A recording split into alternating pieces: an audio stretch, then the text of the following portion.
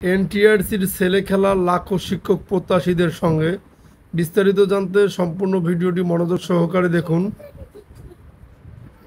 লাখো বেকার চাকরি প্রার্থীদের সঙ্গে যেন রীতিমতো ছেলে খেলা শুরু করছে বেসরকারি শিক্ষক নিবন্ধন ও প্রত্যয়ন কর্তৃপক্ষ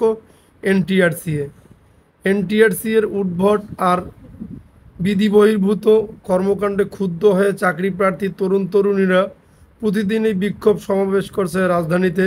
তাদের আন্দোলনে অস্থির হয়ে উঠেছে ঢাকা। রবিবার তারা লং মার্চ টু সচিবালয় শুরু করলে পুলিশ সাউন্ড গ্রেনেড নিক্ষেপ ও লাঠিচার্জ করে পরিস্থিতি নিয়ন্ত্রণে আনে। এরপর থেকে বিভিন্ন স্থানে বিক্ষোভ সমাবেশ চালিয়ে যাচ্ছেন চাকরি প্রার্থীরা। বুধবার দিনভর বৃষ্টি ভিজে স্কাটাউনে এনটিআরসিএ দপ্তরের সামনে বিক্ষোভ করছেন তারা। অদ্ভুত পরিস্থিতিতে এনটিআরসির ফটক বন্ধ করেই পরিস্থিতি সামাল দেওয়ার চেষ্টা করছেন এক কর্মকর্তা। আন্দোলন চলাকালে আলেয়া আক্তার নামে এক তরুণী অজ্ঞান হয়ে পড়লে তাকে হাসপাতালে ভর্তি করা হয়। বাংলাদেশ প্রতিদিন পত্রিকায় শুক্রবার প্রকাশিত প্রতিবেদনের এসব তথ্য জানা যায়। প্রতিবেদনটির বাকি অংশ পড়ুন। বেসরকারি স্কুল কলেজ মাদ্রাসার শিক্ষক পদে নিয়োগের লক্ষ্যে পরীক্ষার মাধ্যমে প্রার্থী বাছাই করে থাকে এনটিআরসিএ। একই সঙ্গে প্রতিষ্ঠানটি শিক্ষক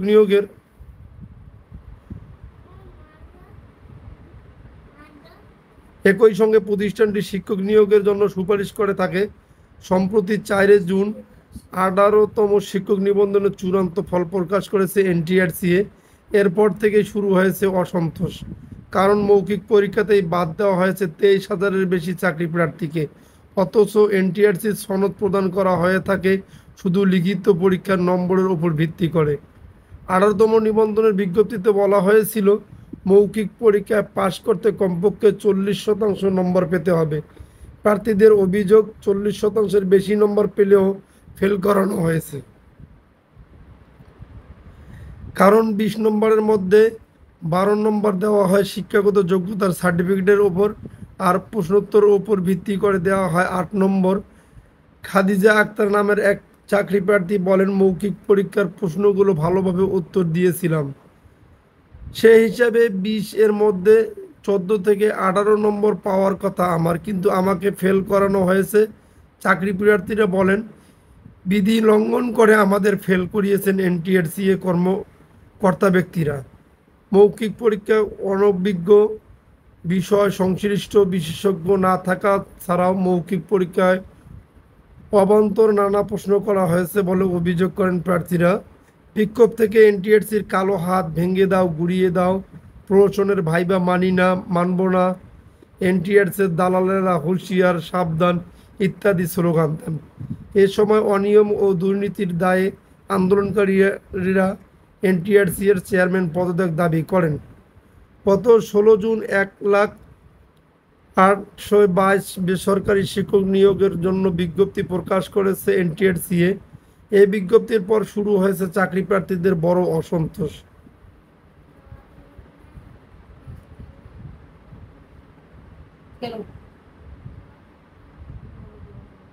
চাকরি প্রার্থীরা বলছেন, এ বিজ্ঞপ্তিতে এনটিআরসি অবান্তর ও উদ্ভট শর্ত জুড়ে দিয়েছে। এ ফলে নিবন্ধন পরীক্ষায় উত্তীর্ণ হয়েও তারা চাকরির আবেদন করতে পারছেন না। কারণ বিজ্ঞপ্তির শর্তে বলা হয়েছে আবেদনকারী বয়স গত 4 জুন 18তম নিবন্ধনের ফল প্রকাশের দিনে সর্বোচ্চ 35 বছর হতে হবে।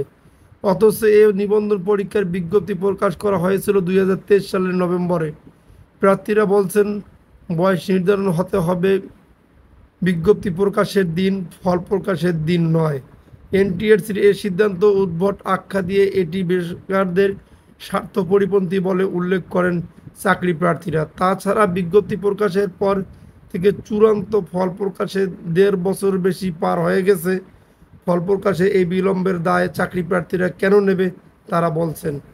এনটিআরসি কর্মকর্তারা চাকরির অপেক্ষায় থাকা বেকার তরুণ তরুণীদের কথা না ভেবে ফল প্রকাশের দিনকে সময়সীমা হিসেবে ধরেছেন, যা কোনোভাবেই কাম্য নয়। চাকরি প্রার্থীদের অভিযোগের ব্যাপারে বক্তব্য জানতে গত বুধবার এনটিআরসির দপ্তরে গিয়ে জানা গেছে চেয়ারম্যান মোহাম্মদ মফিজুর রহমান ছুটিতে রয়েছেন।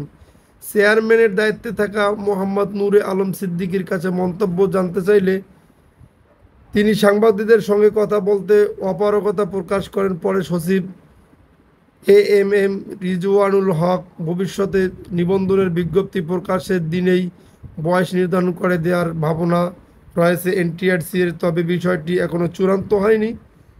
আর যারা মৌখিক পরীক্ষায় ফেল করানোর অভিযোগ করছেন তাদের বিষয়টি শিক্ষা মন্ত্রণালয়ে জানানো হয়েছে। মন্ত্রণালয় এই ব্যাপারে ব্যবস্থা নেবে।